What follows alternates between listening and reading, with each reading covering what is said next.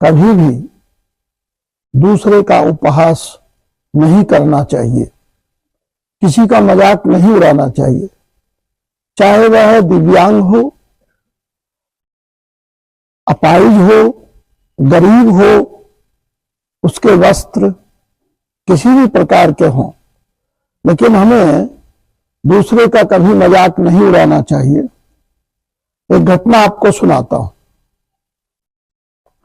एक बार एक वृद्ध साधु ऐसे ही कपड़े मैले कुचैले पहने हुए, उनको नदी पार करनी थी तो नाविक के पास गए, कहा भैया तुम मुझे अपनी नाव से ये नदी पार करा दो,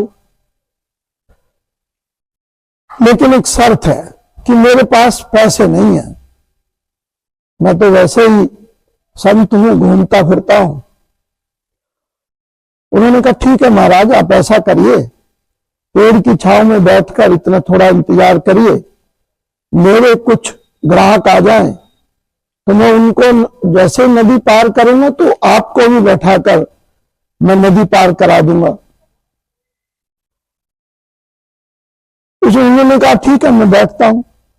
कुछ देर बाद कोई 8-10 बच्चे आए, उन्होंने कहा नाविक से कि हमें नदी पार कराओ। कहा ठीक है करा दूंगा, लेकिन आपके साथ एक संत बैठे हैं, उनको भी मुझे ले जाना है। नरकपन था, बच्चे थे, उन्होंने कहा नहीं हमें अकेले को लेकर चलो। उन्होंने कहा नहीं, मैं उनसे वायदा कर चुका हूं, संत को तो मैं जरूर लेकर जाऊंगा, आप चलो या ना चलो। लड़कों के सामने कोई ऑप्शन नहीं था। उनका ठीक है।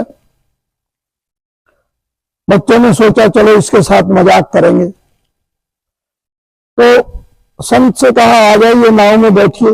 बच्चे भी बैठ गए, वो नाव के कोने में जाकर चुपचाप बैठ गए। लेकिन बच्चे तो बच्चे, उन्होंने उनका मजाक लेना शुरू किया।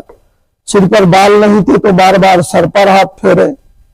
उनके कपड़े थोड़े फटे हुए थे तो उनके कपड़ों को और फाड़ने का प्रयास करें, उनको तंग करने लगे।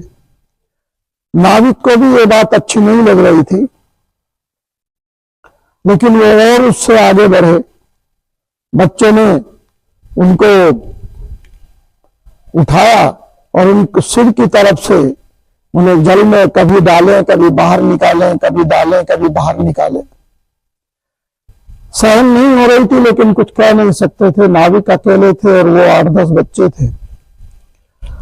तो कहते हैं कि उनके एक शिष्य जो देव रूप में वहां प्रकट हुए नाव के अंदर, और उन्होंने कहा अपने गुरु से कि बताइए, कहो तो एक एक को इनको नदी में फेंक दूं, इनके जो ये दंडता है इसको दूर करूं। उन्होंने अपना बल दिखाया तो सब घबरा गए। संत से पूछने लगे। संत ने सोच विचार कर जवाब दिया कि आप इनको फेंकना नहीं, अगर फेंकना है तो इनके अंदर जो कुविचार हैं, जो गंदे विचार हैं, जो दूसरों को तंग करने वाले विचार हैं, इनको फेंको। इनको फेंकने से कोई फायदा नहीं। प्यारे बच्चों, ये एक कहानी है, लेकिन इससे शिक्षा मिलती है कि हमें अपने अंदर पड़े हुए जो हमारे गंदे विचार हैं, दूसरों को तंग करने के, दूसरों से लड़ाई झगड़े करने के, किसी गरीब को, किसी दिव्यांग को उसके साथ मजाक करने के, वह विचार छोड़ देने चाहिए और एक अच्छे विचारों के साथ अपने से बड़ों का, माता पिता का, गुरु का हृदय से सम्मान करना चाहिए। Thank you so much.